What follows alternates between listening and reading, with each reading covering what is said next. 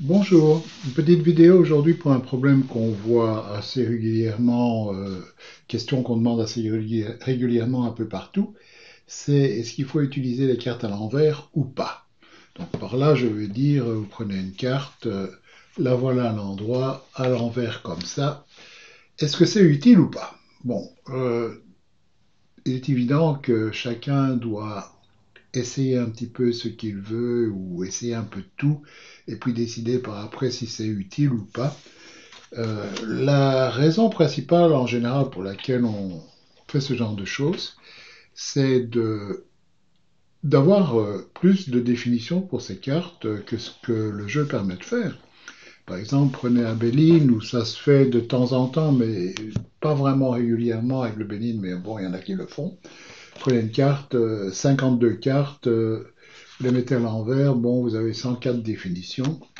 Petit le normand, on ne voit jamais le faire parce que les techniques sont un peu différentes. On ne lit jamais avec des tirages positionnels, par exemple. C'est souvent en tableau ou en ligne. Prenez un tarot, vous avez 78 cartes. Vous les prenez en droit et en vert, vous avez 156.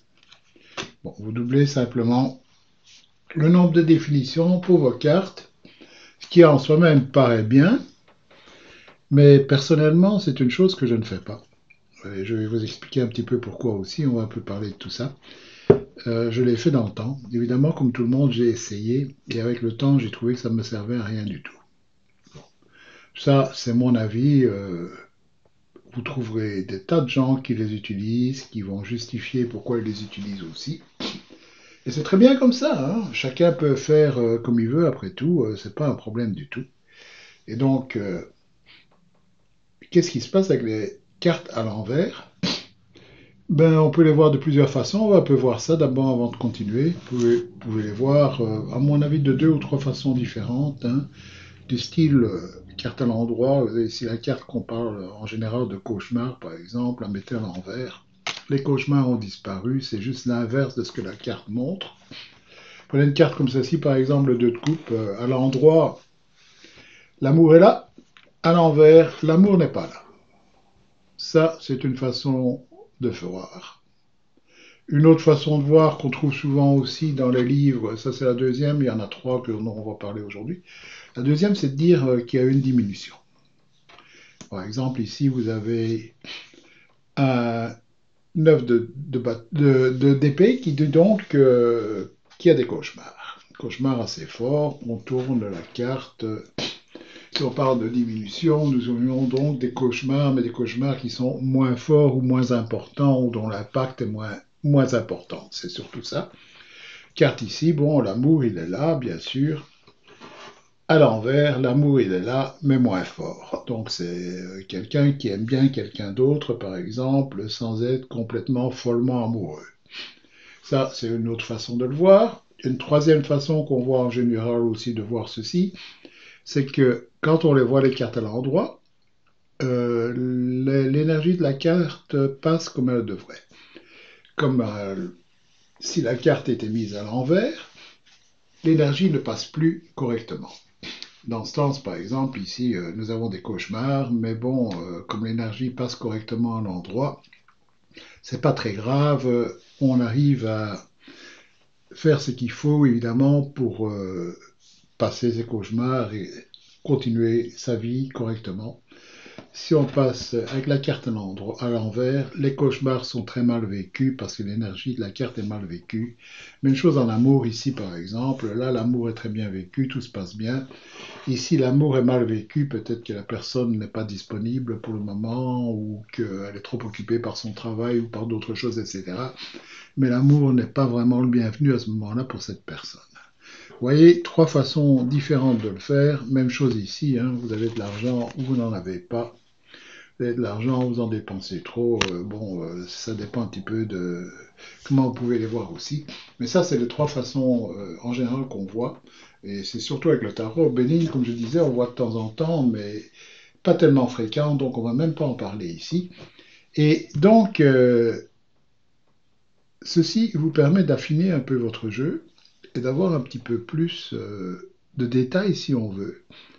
Mais bon, autre chose avant de continuer aussi, comme je disais vidéo il y a quelques jours.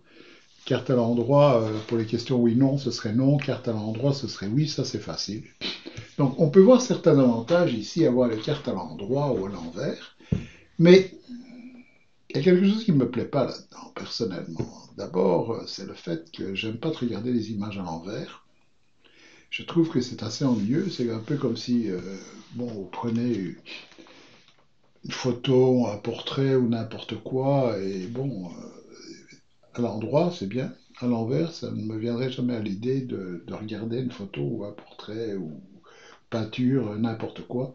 On voit rarement dans la rue me mettre la tête vers le bas pour regarder ce qui se passe à l'envers. Pas le genre de choses que je fais. Donc, je me demande pourquoi avec le tarot, je ferais autrement. Si je comprends pas non plus le fait de doubler et trouver ça tellement important. Si on a vraiment besoin d'autant de définition, je crois qu'il y a un problème qui est ailleurs. Hein. Parce que bon, si on y pense, prenez un jeu comme le Petit Lenormand, par exemple, qui est toujours lu à l'endroit, et 36 cartes. Et on arrive à faire quelque chose avec les 36, sans aucun problème. Donc, le fait d'en avoir 52 avec le Béline, ou 78 avec le tarot, ça devrait suffire, non? On a un vocabulaire qui est déjà extrêmement précis. Dans le fait aussi, je remarque que avec le temps, on arrive progressivement à déterminer un petit peu si une carte plus ou moins positive, si on veut, reste positive ou si une carte négative reste négative, etc. En regardant un petit peu les cartes qu'il y a autour, etc. Par exemple, vous avez ici une carte assez positive entre deux cartes assez négatives. Donc ça diminue un petit peu l'intensité positive de la carte du milieu. Hein. Si vous avez deux cartes positives avec une carte négative, ce serait la même chose, ça diminuerait un peu l'intensité de la carte négative. Donc ça, c'est une chose que je trouve importante quand on interprète, c'est le fait de sentir un petit peu ce qui se passe quand on regarde un peu les cartes et essayer de comprendre un petit peu l'intérêt ou pas de voir les cartes à l'envers ou pas. Et pour moi, comme je dis, c'est vraiment pas intéressant. Je préfère personnellement travailler avec plusieurs cartes plutôt que de faire les cartes à l'envers. Comme disait par exemple Béline, si vous mettez deux cartes ensemble, hein, par exemple ici vous avez une perte d'argent, hein, c'est certain. Il n'y a pas besoin de chercher midi à 14 heures si vous mettez deux cartes et que vous mettez deux cartes par position, par exemple, quand vous faites vos tirages positionnels, etc.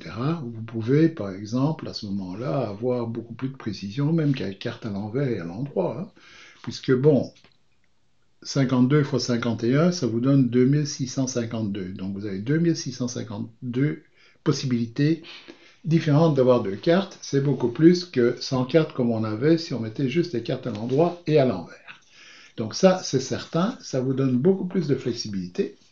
En plus, la plupart des tirages positionnels qu'on fait,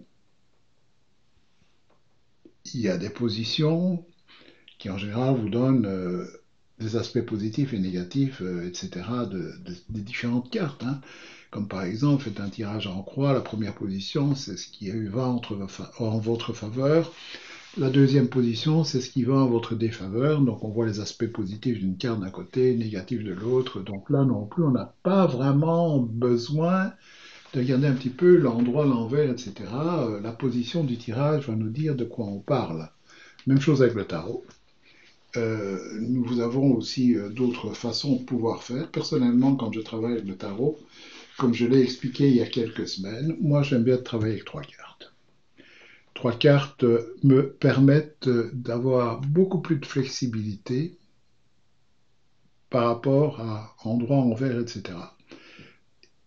Comme j'avais calculé une fois, mettez trois cartes de tarot ensemble, vous avez 456 456 possibilités différentes. Donc vous allez beaucoup plus loin qu'endroit, envers, etc., où là vous en aviez 156 de possibilités. Donc, pas de problème, le vocabulaire peut être ultra précis, à la limite 456 000, vous n'allez pas avoir deux fois peut-être dans votre vie la même composition de trois cartes ou extrêmement rarement. Donc, on va certainement pas se tracasser pour ça. Donc, personnellement, quand je vois ceci, je préfère commencer à construire mes tirages en utilisant trois cartes comme ceci. Et c'est ce que je fais en général. Comme un tirage de relation, par exemple, où je vois l'un à l'autre, la relation en elle-même, éventuellement vers quoi elle se dirige. Passé, présent, futur, avec trois cartes pour le passé, trois cartes pour le présent, trois cartes pour le futur. Je préfère ce genre de lecture un petit peu. C'est peut-être à cause de la façon dont j'ai appris au départ avec le petit Lenormand, c'est de lire en tableau, de lire en ligne, etc. Et c'est la façon que j'aime beaucoup de faire aussi avec le Bénin, entre autres, et avec le tarot certainement. C'est un petit peu, c'est de voir un peu les images qui se mettent ensemble et comment on peut voir un petit peu un développement comme ceci, plutôt de regarder carte par carte. Pour moi, c'est beaucoup plus important de voir un petit peu dans ce sens. Et donc voilà, c'est la raison pour laquelle personnellement les cartes à l'envers ne m'intéressent pas beaucoup. Euh, Maintenant, bon, comme je disais, chacun son avis. Si pour vous, vous sentez que vous devez le faire, essayez de faire les deux, à l'endroit, à l'envers. Et puis après, vous décidez. Je crois que c'est la meilleure chose, hein. Chacun doit essayer de voir pour soi-même ce qui nous intéresse ou pas. Voilà, c'est un peu tout pour aujourd'hui. Donc ce sera à la semaine prochaine. Merci beaucoup.